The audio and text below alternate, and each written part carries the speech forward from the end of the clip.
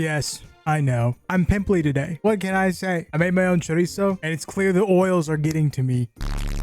I've consumed around 90-ish books since I got back into reading in late 2022, but only 6 have ever made me cry. Now, I think only one of these isn't in the back half of a series, so if you want to cry, you're gonna have to commit. But I promise the commitment is super worth it. Okay, now there are going to be spoilers for each book I talk about, so what I'm gonna do is first talk about the book spoiler-free for a short amount of time, and then I'm going to go into the details of what made me cry. We're gonna go from books that made me cry the least to books that made me cry the most. Now, before we get into it, let me give my honorable mention author, and that author is Robin Hobb. Now, I have not read any of her books yet, but based on what I've heard, I'm gonna put her here before I even start any of the series. When I was doing some research for this video to get some refreshers on books I haven't seen in a little while, I actually got a death spoiled for, I think, the Farseer trilogy, and I know I'm gonna cry.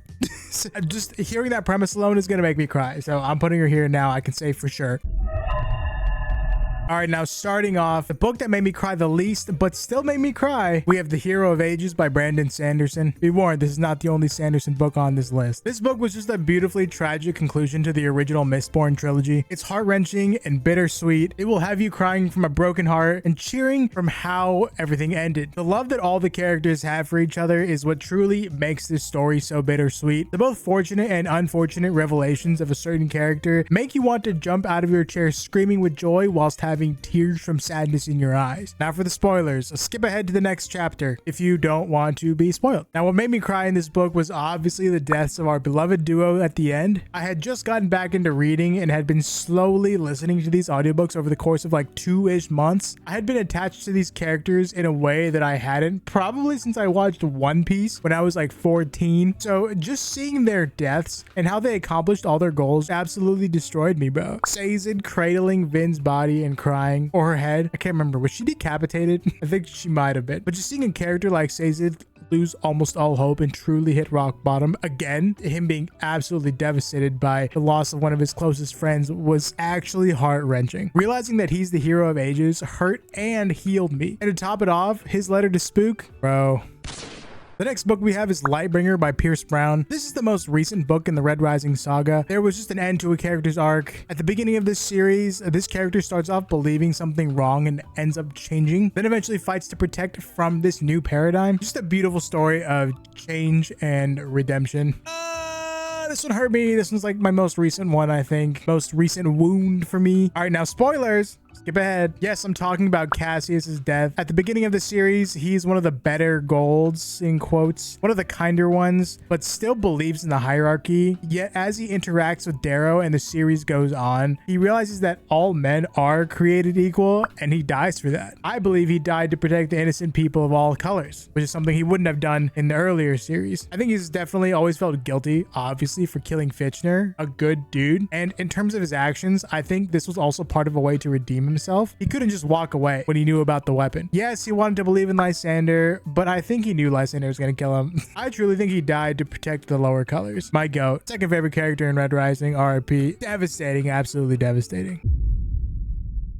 Well, hello there. Thank you so much for watching this video. I hope you're enjoying. Please like and subscribe. That helps me out quite a lot. If you're willing to monetarily help, please check out my sponsor in the description down below. Sponsor has a website like Kickstarter or Ko-fi, except you can have multiple donation goals at a single time. Right now, I currently have 2. If you're willing, no pressure whatsoever, but feel free to check that out. If you send anything, thank you so much. I appreciate it. And yeah, back to the video. The next book is The Lost Metal by Brandon Sanderson again. The last book in the Mistborn Era 2 quartet. My second favorite character died. That's really all there is. Like the last character, it was the conclusion of their character arc from kind of selfish to selfless. You love to see it. All right, spoilers. I love you, Wayne. You would not like the hero you are, but you should have lived a long time. For an actor, you sure sucked at being able to see outside of your own pain and perspective, but you eventually did, and I'm proud of you for it.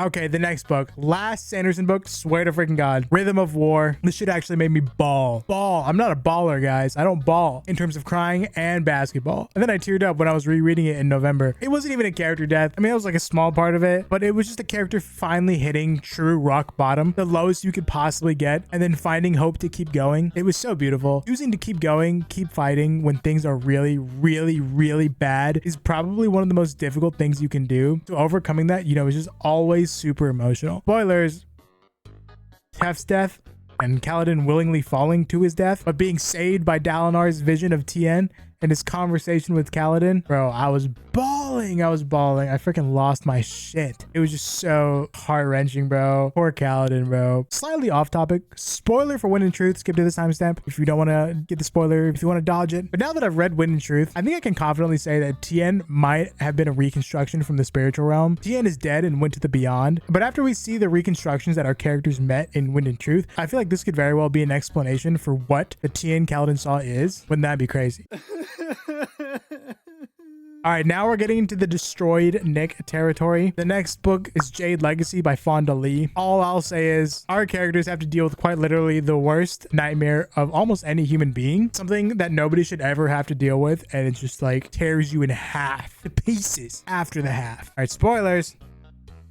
It is the death of Khal Rulinshin, Hilo's son, Rue. Not even Hilo's own death, you know? I'm not a father, but parents losing their children just absolutely guts me every single time, and it will keep doing that.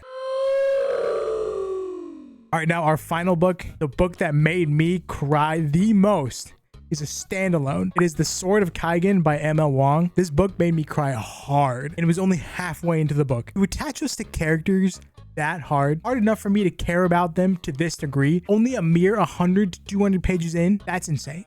Something I've never ever experienced until this point. If you guys want to be gutted, go read The Sword of Kaigen. Will absolutely destroy you. Spoilers.